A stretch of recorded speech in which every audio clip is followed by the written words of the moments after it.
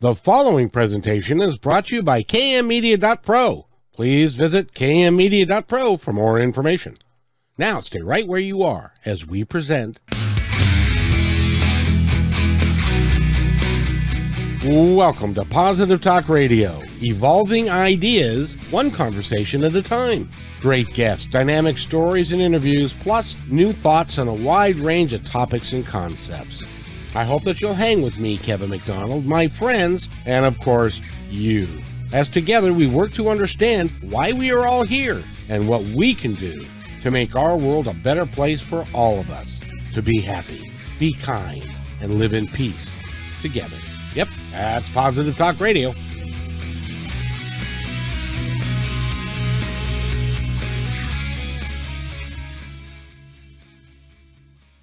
Welcome to another episode of Positive Talk Radio.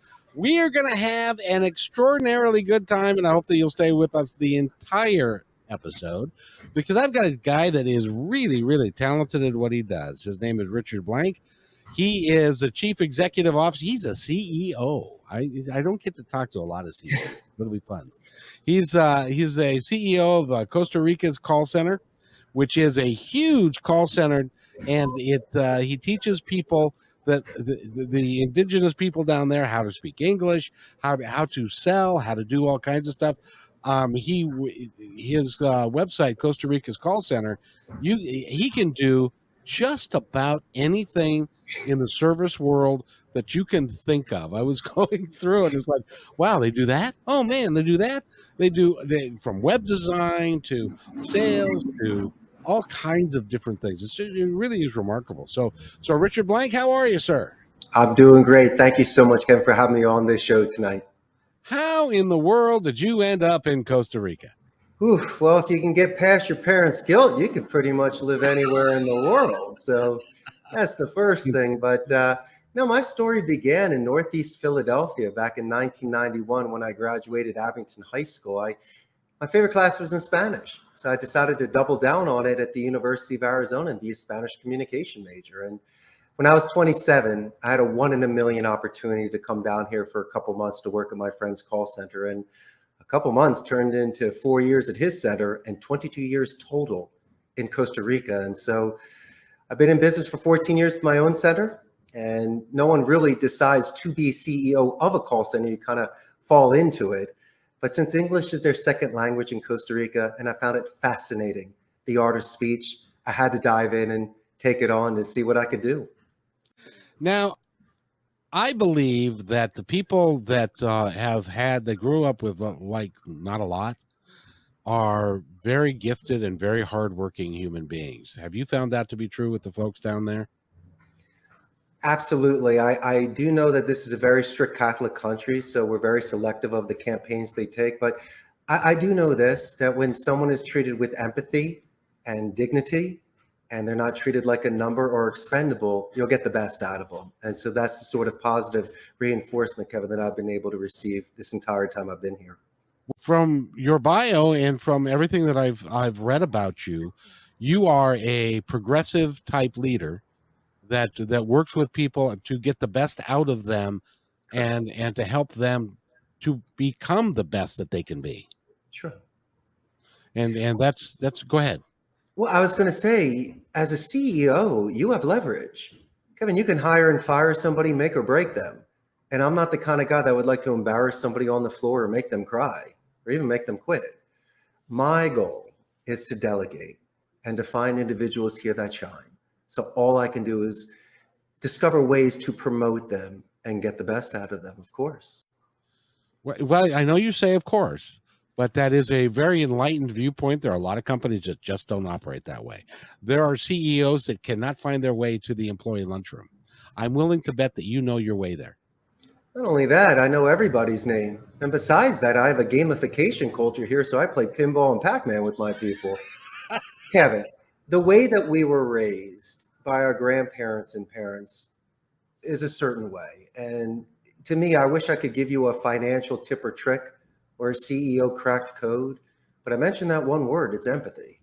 And just by going old school with people and not being their best friend, but being someone they respect and I respect them, There's no reason why we can't have a wonderful working relationship together. And I will say this, it's very important to know people's names, and it's very important to onboard them properly. And if you do, then besides just being a good leader, you're a mentor. You can also be a teacher. And so these are the things, especially in this delicate age of when people are building their careers and their self-confidence, that I take it very seriously. It's not just giving them a job, Kevin. This is a multi-generational society here. And so a lot of these young men and women could be supporting their families and buying medicine for people. And so I really look at it as more as feeding families compared to how much money I'm making. And I can tell you from my experience in management that when you treat people well, you treat people fairly, they tend to want to stay there. They tend to tell their friends and family, hey, you should come work where I am. We really like it there. And your turnover goes down, your productivity goes up, and your company culture becomes a very positive thing. And there's some people in the United States that still don't get that. I'm glad that you do. That's true. And telemarketing and call centers, a lot of your friends and people you know do earn a living through customer support. Yes. And you don't need to work at a call center with a predictive dollar and infrastructure to be making prospecting calls for a company or even receiving calls. I find it is an admirable position as long as you're not compromising ethics, values, and morals, or calling Kevin during dinner. That's very not cool. But in Costa Rica, if you're talented, you can actually earn more than most vocations. So I do have people here with law and medical degrees that are actually earning more money here than they would in their selected fields. It's remarkable, isn't it? It is. I had when I was a general manager of a restaurant in Seattle, Mm-hmm. we had what we call the Mexican pipeline. Okay. And one of the guys that was working as a busboy for me for 40 hours a week, and then he had another job working 40 hours a week, and he had been a principal in Mexico of a high school, but he found that to support his family, which is this goes back to the 80s, but to support his family, he needed to work a 40-hour job to pay for his living expenses, and then he worked the other job and sent that paycheck home. So Okay. he was actually supporting his mom, his dad, his little sister, and stuff because he could make that here, and so they work incredibly hard, and they're used to working hard, and I think that's great. It's true. And burnout is big in call centers and rotation and attrition. And so once again, I make sure that when people are here, they have their job stability and they can recharge their batteries. So when they leave the office, they can confront any sort of challenges that they have. So it's a certain circle. So when they come back to work again, they're ready to go. And once again, if somebody's having a tough day, I will pull them aside off the floor, put a little water on their face and get them to relax a little bit and to refocus and reset themselves, because you and I have been in those shoes. I never walked in as a C-level executive. I worked at my friend's center for 4 years. So I got to see the gripes, the good and the bad times, and really learn this business from the inside and out. And I got to see what I could do to enhance the experience for the agents and for the clients. And I could grow a lot faster, Kevin, but I'm very selective of the campaigns that come in. I'd rather fulfill the needs of the agent before the client, because if they're not comfortable with the account, they're just not going to want to do it.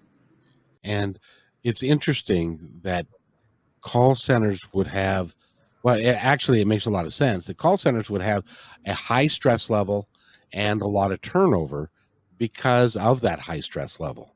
And I can only imagine what it's like to get on the phone all day, 8 hours a day, and get hung up on like a bunch and stuff. Does that happen? Well, it really depends on the vertical that you're calling, but I see it as this. It's like the gym. When somebody first comes into a call center, you really need the endurance to make 40 hours worth of phone calls a week. It could be draining, but when you're used to it, it just seems like a normal day. When you're on a predictive dialer, you have a much higher contact ratio than you would if you were manually dialing, which could be exhausting. But mind you this, English is their second language. They're getting a return on investment of their education.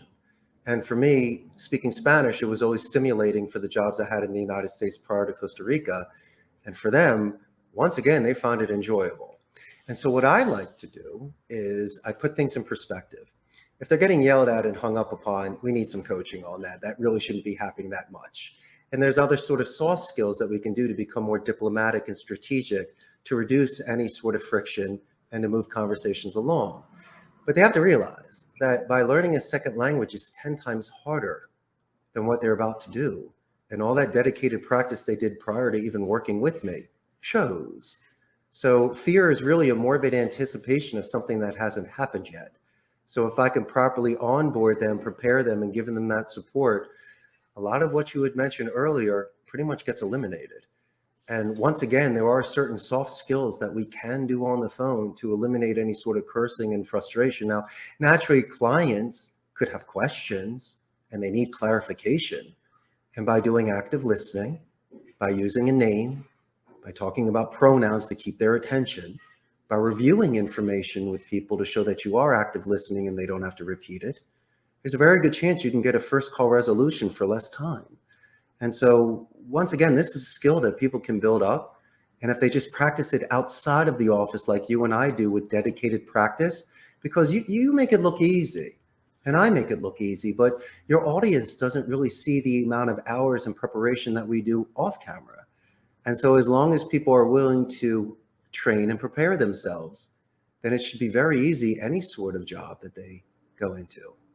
How difficult is it to get the lingo of American English from Spanish? The words are said differently and stuff. How difficult is it to use English as a second language? Well, most of these individuals, once again, have been speaking English since they were very young, but I have a trick for that. There's a couple different things. If they don't know certain slang, instead of saying the beach, you might call it the shore. You know, so I need to teach them that.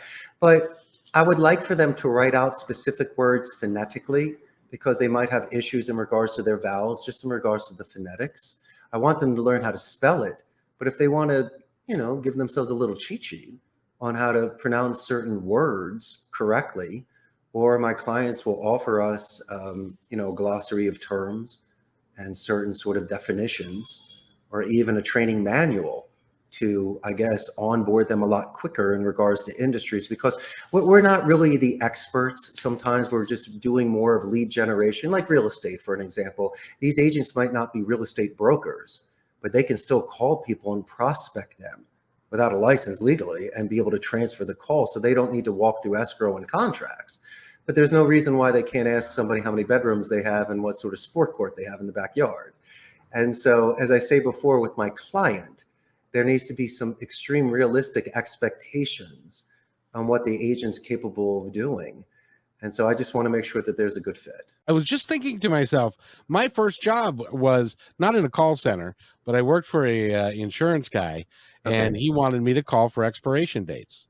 Sure. And I still remember the script that I had then. Hi, my name is Kevin McDonald, and I'm calling on behalf of Don Kramer, your local farmers insurance agent, and we would like to know when your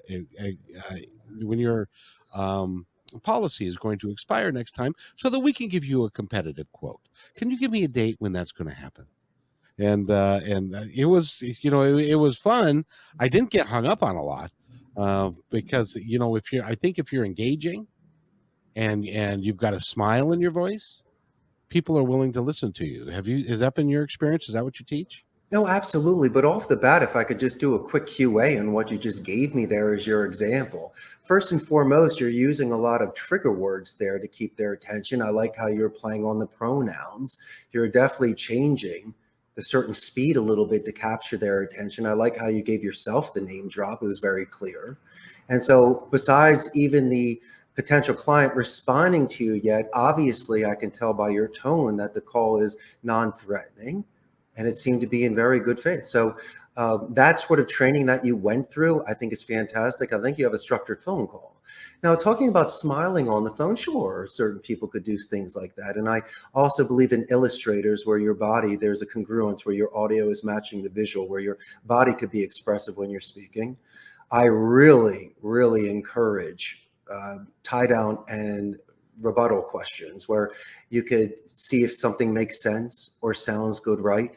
A lot of the times on the phone, you'll hear a dog in the background because people are working from home, Kevin. So inadvertently and passive aggressively, I'd like to use the Me Too technique. I'll let you know how much I love dogs.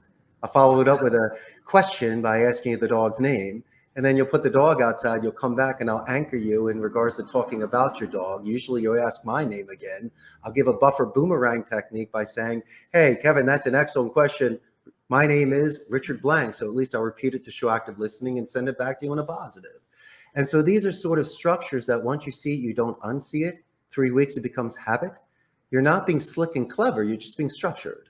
And there is this way to manipulate a conversation in order to match somebody's rate and pitch to see if they have a spike or a dip as a tell sign to ask them a question. And I also believe in studying people's answering speeds because that is something that's subconscious. You could always manipulate your tone, rate, and pitch. And my suggestion, in which you have in abundance, your tone should always be consistent and it should be confident and empathetic. You usually mirror image somebody's rate and their pitch to see if they have a question.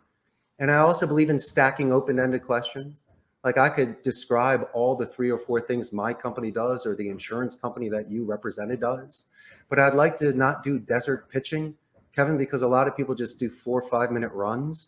When you do desert pitching, there's no oasis. You got to let the people drink and rest for a minute. So anytime you give a list of something, you should almost serve it like a dessert tray where you show it, wait for a positive reinforcement. And then at the end, you could say, hey, Kevin, I'm sure you like at least one. So at least you're raking it.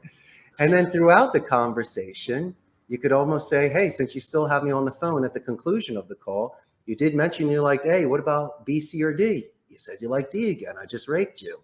I love repeating information in military alphabet because Memorial Day just happened. We all know someone that served, and we're extremely proud of the United States military. And then finally, if I may make a huge suggestion, that if there is a gatekeeper or an assistant of yours and I get transferred to you, when I'm speaking to this individual, I'm going to give the gift of a positive escalation. I'm going to let you know how amazing your assistant was. I'm going to do it verbally. And then when I write you an email, I'm going to mention it written. So when I happen to call your company back and this individual answers, they're going to say, Richard, in the last 5 years I've been here, you're the first person that ever wrote about me. So obviously this Richard circle is going to add some sort of momentum and show very good faith prior to any sort of contracts.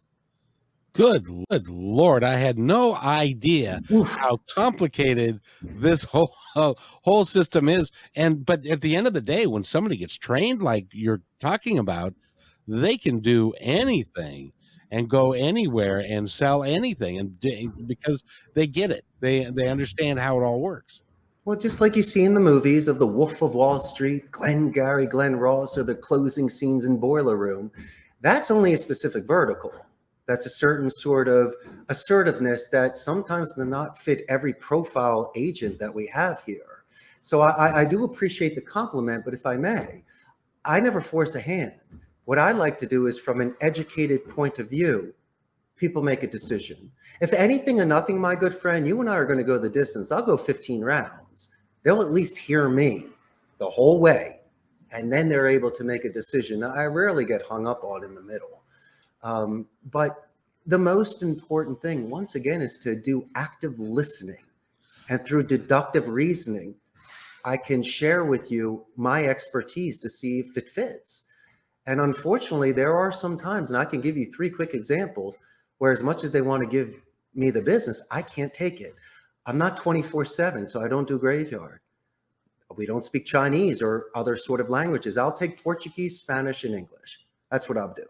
But if I can't speak the language or understand the language, I'm uncomfortable with that. That's difficult for me. And the third thing that I have to turn down accounts is I can't match the rates on offshore call centers in India and the Philippines. Costa Rica is Central America. We're near shore, and we're the most expensive in Central America. Companies such as Amazon, HP, Intel, and Oracle are here.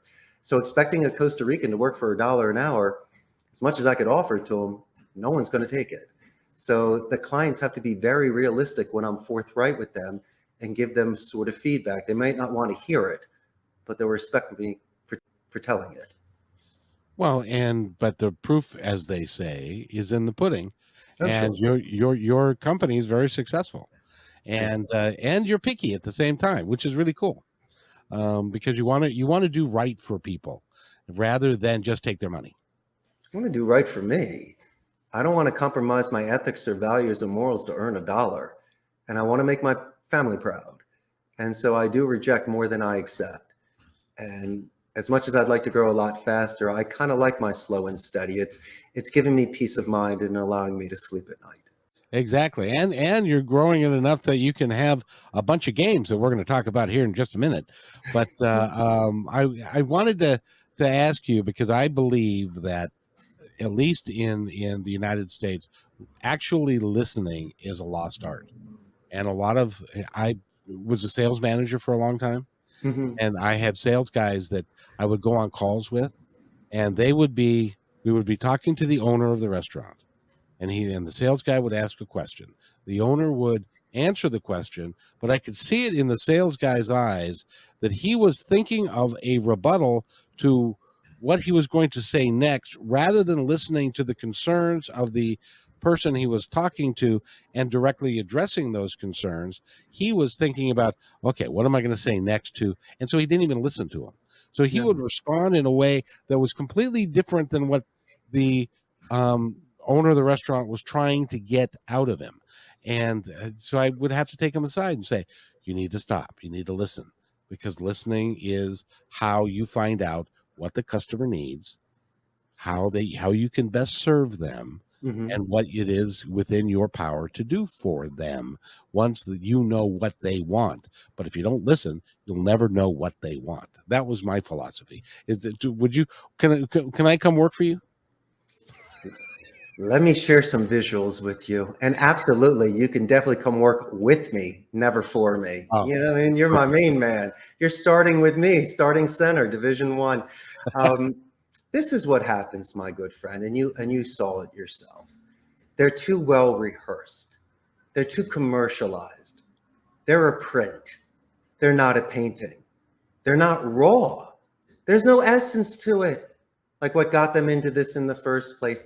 They're a character. They're not in character. And so that's a shame, because they have such potential.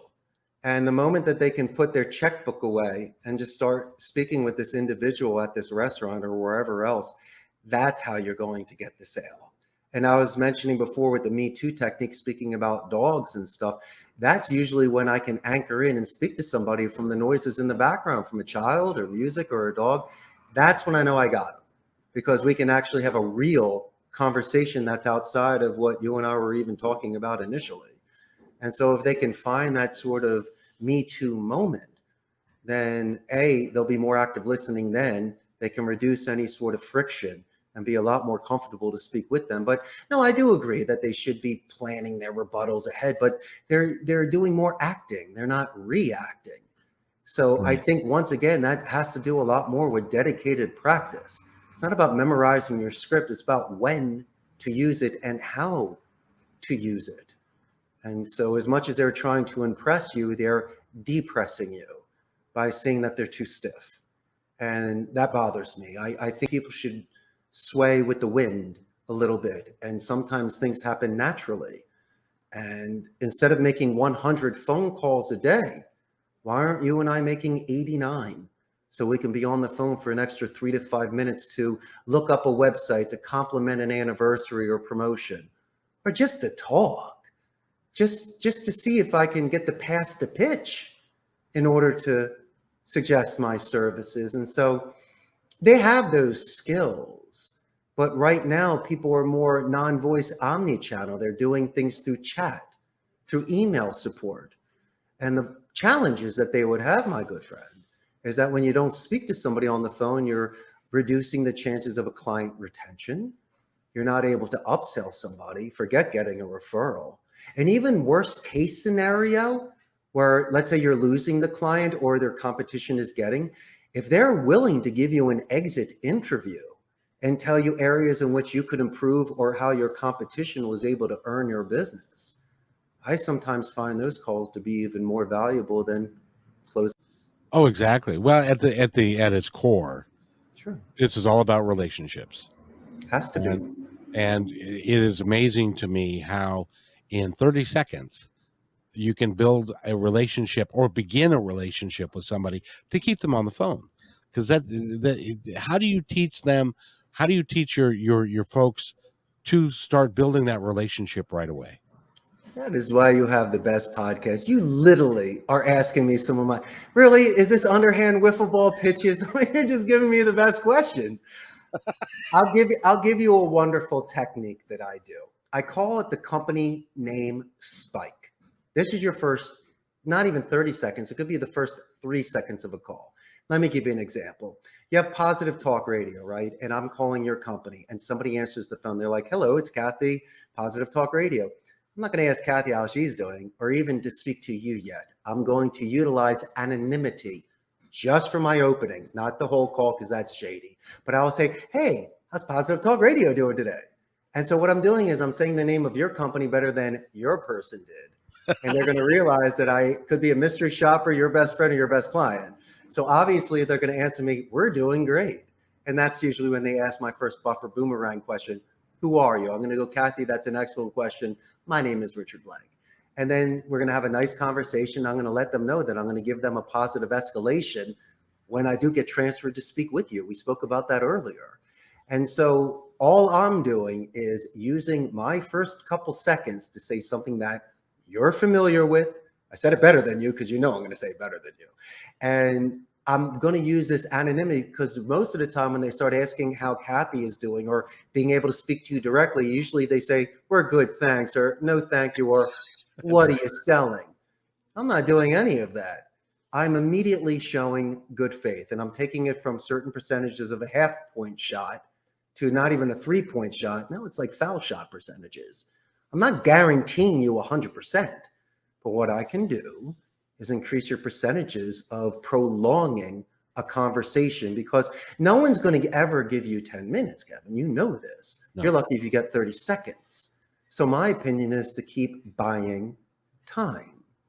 And if you're capable of doing that by some due diligence, if you mention pinball machines on my phone call, calling me, unless I got something to do, it's really yours to lose. I will literally give you 5 minutes to pitch me because it showed that you took a couple extra seconds like you did prior to this podcast. You're telling me all the stuff you researched about me.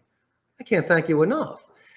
That's the sort of thing as a CEO of a company that will give you the pass to pitch. And I will let you do it because you just showed that extra effort. Do that in an email template. Do that in a voicemail that you're leaving. Just make it custom made. And if you just take that one extra thing that you know the company loves so much, it may buy you time.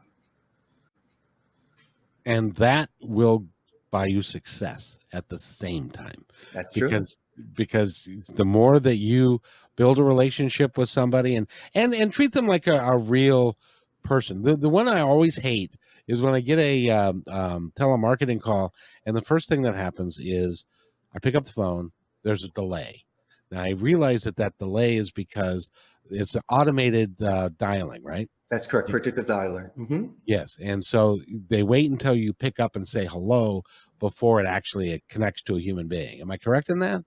It can be. There could be some latency. I'd have to really look into that through the IT department, but sometimes it's seamless where you can't tell and it's an immediate. But no, and really that predictive dialer is amazing because it really gives you all of the information about the person with whom you're calling. And at the end, you get to do a disposition report. So quickly, you can just do a drop down and explain what happened on the call. And so what happens there is that these agents are literally able to have almost a full hour's worth of talk time minus any sort of wrap up or CRM time. But, that's something regarding the center. I don't know. A lot of the times they'd like to do these voicemail drops. And then you would have to opt in that you're interested to speak with somebody legally to talk to them. That could be a pain as well. And, I have somewhat empathy towards these agents making these calls. It depends. A lot of times they'll tell me that my car warranty is expiring, but guess what, champ? I haven't lived in the United States for 22 years. So obviously I don't have a car warranty expiring. So that upsets me a little bit. But if I get somebody on the phone and it's something I may qualify for, like telecom, for an example, and I compare rates, I'll listen to them pitch. And with their permission, I'm going to ask to do a QC on them, a quality control. We do 22 KPIs, which are key performance indicators, and we can gauge a call through the questioning and the answering. But I usually look more for soft skills when they do name draws, positive escalations, military alphabet and rebuttals, and things like that. And so when I'll speak with somebody, I'll let them qualify me, send me info, and maybe set up an appointment. But I'll ask them if they have a couple minutes because I'd like to give them some professional feedback. And I'm not saying your tone was this, your tone was that. I will literally restructure their arguments and explain to them open-ended to closed-ended questions and certain sort of vocabulary that I think would be more diplomatic and change the tone a little bit. And I know that they're listening because they will repeat back to me or even ask me follow-up questions on some of these skills and thank me for that. And even send me a personal email to thank me for that. Now, what am I doing this for? I'm paying it forward because there were a lot of times I was having weird days and someone would just take my call to warm me up and say, go, Richard, go, even though I'm not going to buy from you, but I like you, but I think you're great and hang in there. And I know what that's like. And I will sometimes reset them and ask them to could you please repeat that sentence for me again? You went too fast. I couldn't hear you. Was it 1, 2, 3 or ABC? And so I'm telling them to relax and calm down because you sound great. I just can't understand you. And once they do, and once they give a perfect pitch, then I'm proud of them. And that's just, as I mentioned before, just paying it forward. It's because I have to ask you, what motivated you to get into this business and to really study it the way that you have so that you could pay it forward and impart your employees with some real success strategies, as well as your customers and your clients, they receive results because of the style with which you make the calls and the style with which you do business. So what makes you different than everybody else that I've met? Well, the first thing is I wanted to find a job so I didn't have to move back to the States. I live in paradise. I was almost gonna paint shells on the beach if I had to. Yeah, but do they have snakes there? Excuse me? Do they have snakes there? Oh, they most certainly do. Oh, then I can't go. I'm sorry. I would wear big rubber boots if you're trekking out into the rainforest, but no, I think most places you'll be safe. But you know where I really saw it is, once again, for those 4 years in my late 20s when I was sitting with the Costa Rican ticos at the call center, as much as I was amazed by their bilingual abilities, conversations, and positive escalations, I saw the tough side of the job. I really did. And I needed to, once again, find a way to make it efficient, but not to have them burned out and to keep their dignity. And so I really took it from the area of the language aspect. I really do encourage them to study the thesaurus. So instead of using words like help, they can use guide, assist, and lend a hand.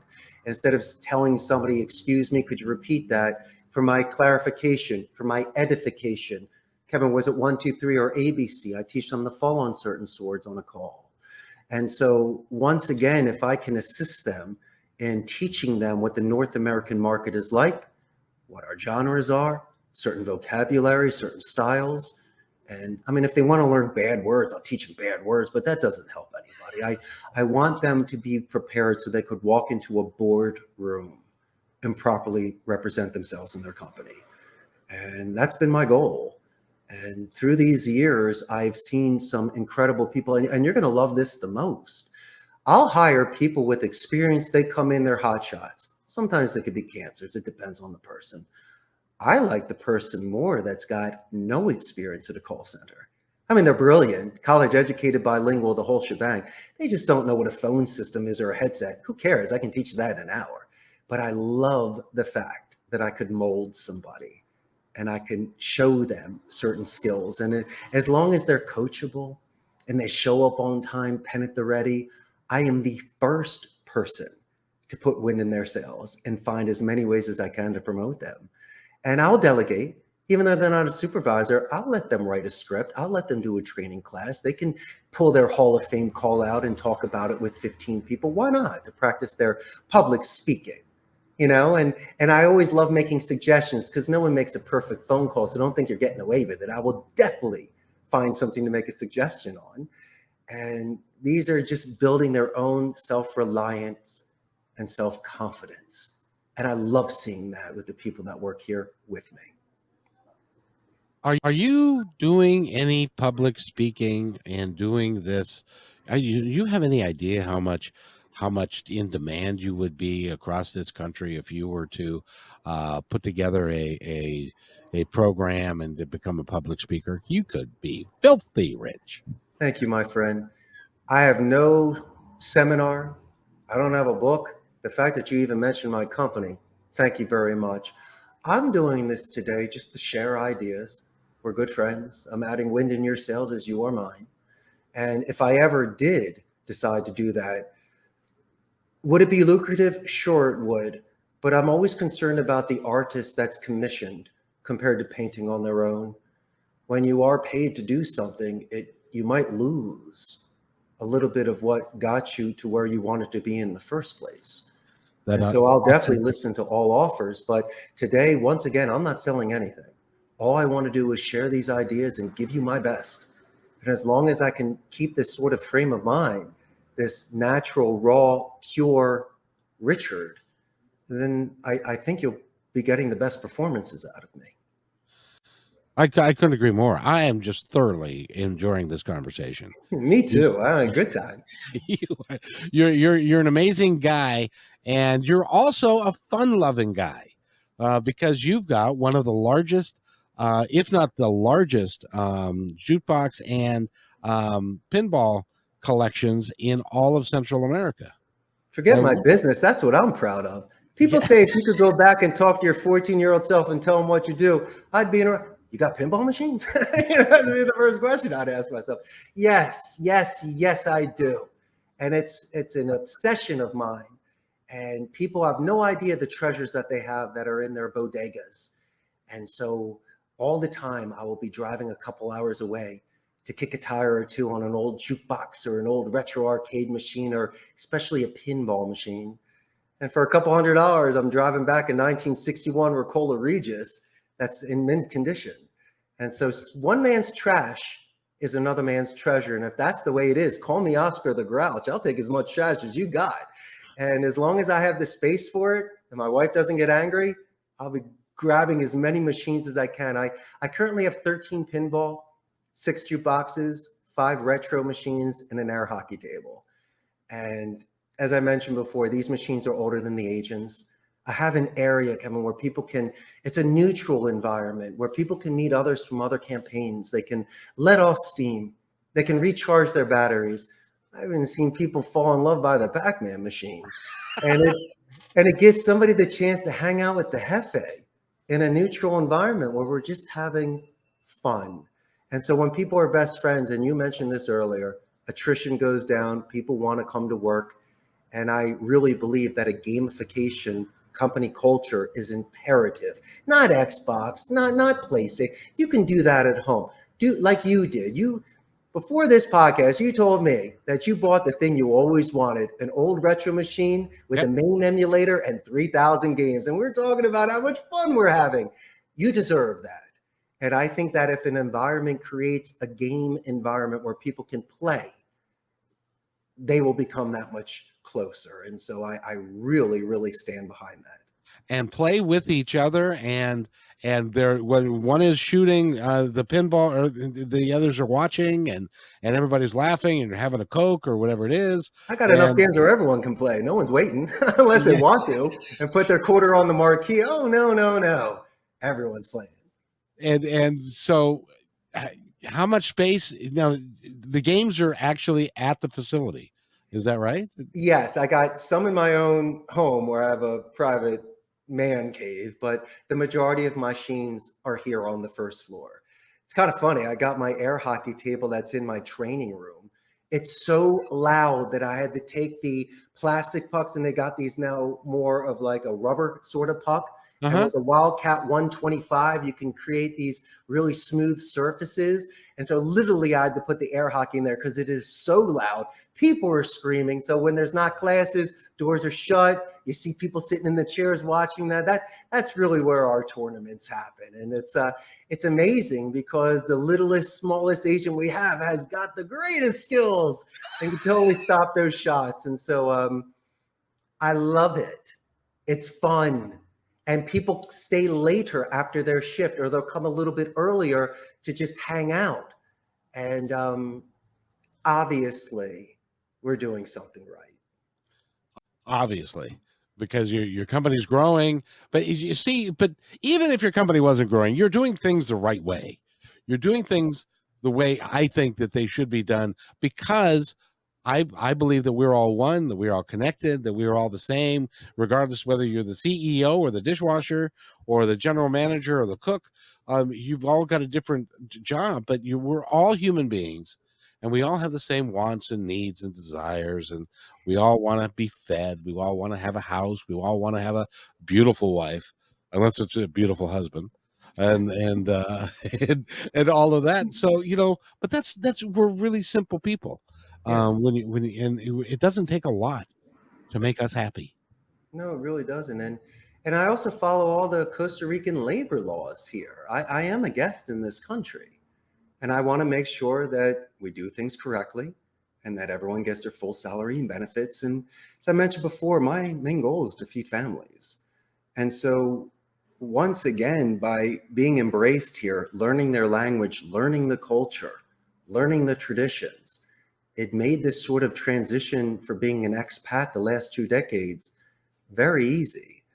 And I could recommend it to anybody.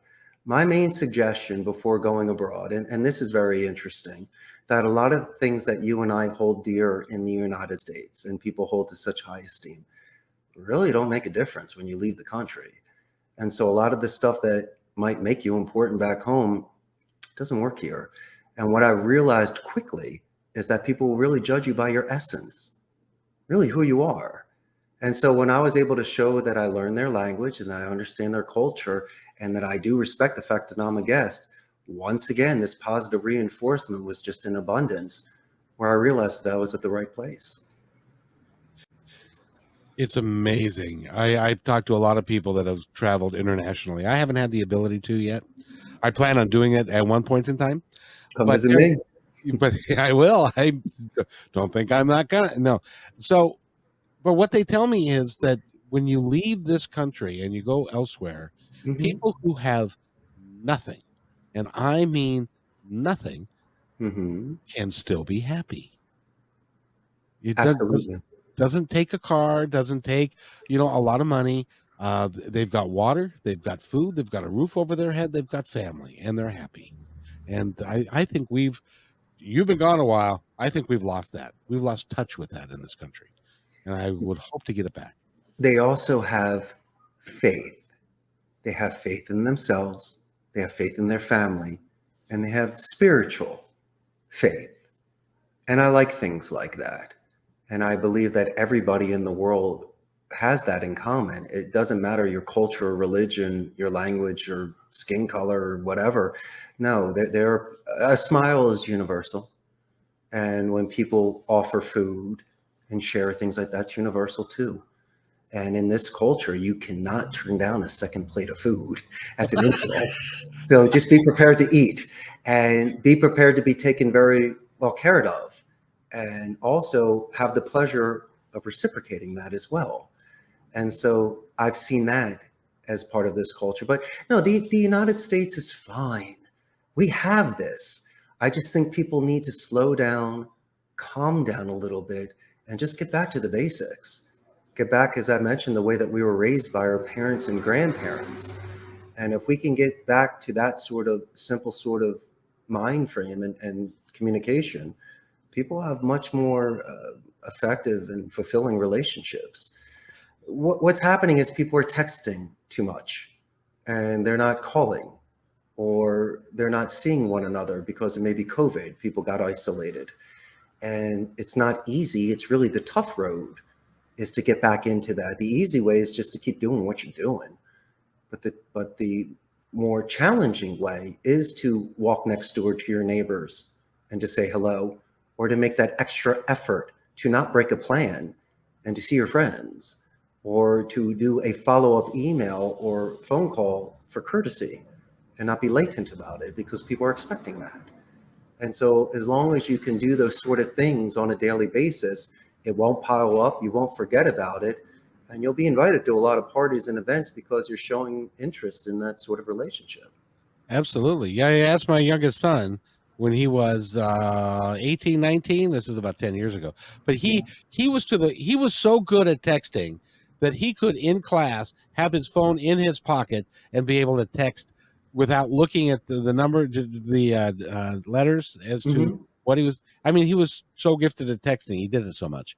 So I asked him one day, I said, so don't you find that texting takes away from the personal attention of having a conversation with somebody? And he said, no, I'm fine with texting. Besides, I can talk to 5 girls at the same time when I'm texting, and I can't do that when I'm on the phone. So it's like, well, okay. But what's your son's name? The Fonz? I mean, that sounds great. 5 girls at the same time. Remember our generation. We had to call people's homes to ask permission to speak to our friends. Yes, we did, because Dad would pick up the phone and it would be like, who's this? That's right. Can I talk to Lisa, please? But nowadays, none of that's, but I think you're right. We've lost a human touch, and it would be great to get that human touch back. I got to ask you, in Costa Rica, what's the homeless situation like? It's there, and I see it a lot in San Jose, but really what I see is it's more of somebody that's lost their way.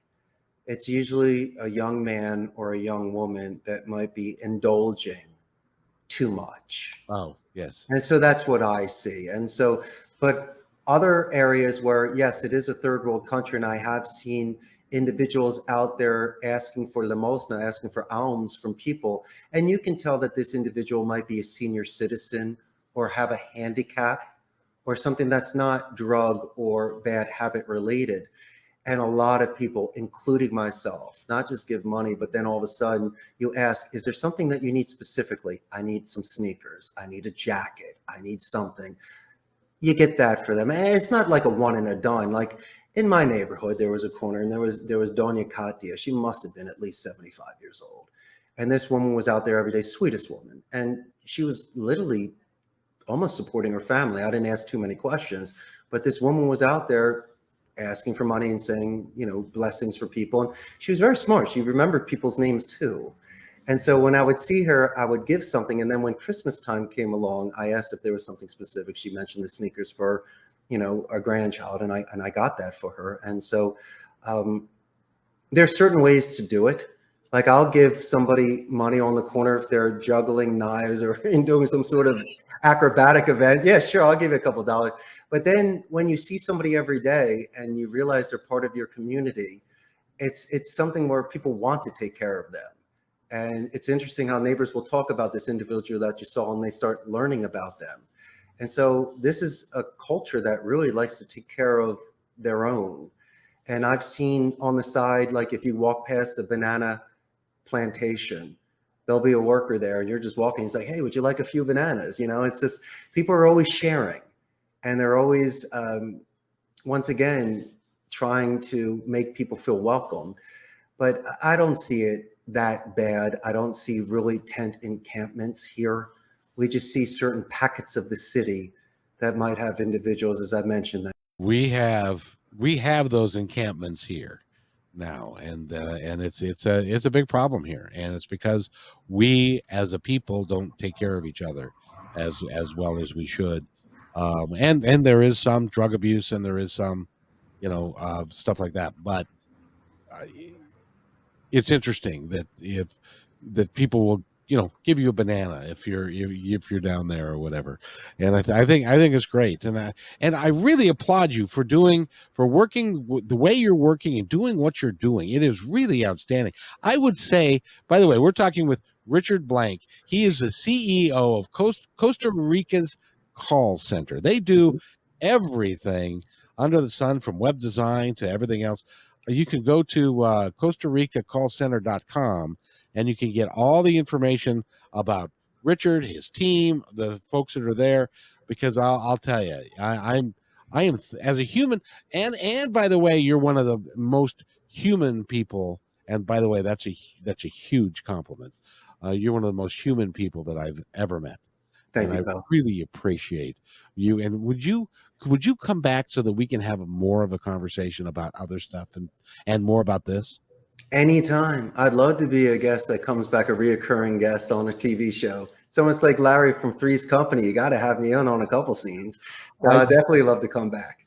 Absolutely, because the way that you word things, the way that you respect people and stuff is it can be really helpful and energizing to other people who may want to do the same thing but just don't know how. Well, let's break those stereotypes. A CEO can be one that's empathetic. Someone can take the chance and move abroad, but I make it look easy. My good friend, I started my business at 35. I wish I was a teenager that was a whiz kid or a genius in my 20s, but I'll be forthright with you. After working at my friend's call center for 4 years, I learned the business, but I wasn't mature enough. It took me till my mid 30s to have impulse control, maturity, and enough money saved where I was responsible for those contracts and job stability. And also, I didn't take a loan out. I don't have a partner. I don't pay interest. I did slow and steady. I first started renting a seat at an open air blended call center. Then after a couple of years, I rented space and built out 150 seats and bought the equipment. After 6 years, I saved enough money to purchase and build my 300 seat center. So it's more of the tortoise, not the hare. It's grandma telling me if you can't pay for it in cash, don't do it. And it's also me saving enough acorns for the winter so I could weather storms. I wish it was bells and whistles and shortcuts and exciting, but it's not. It's being very responsible and taking your time and just making sure that you are fulfilling the needs of these agents by giving them their job stability.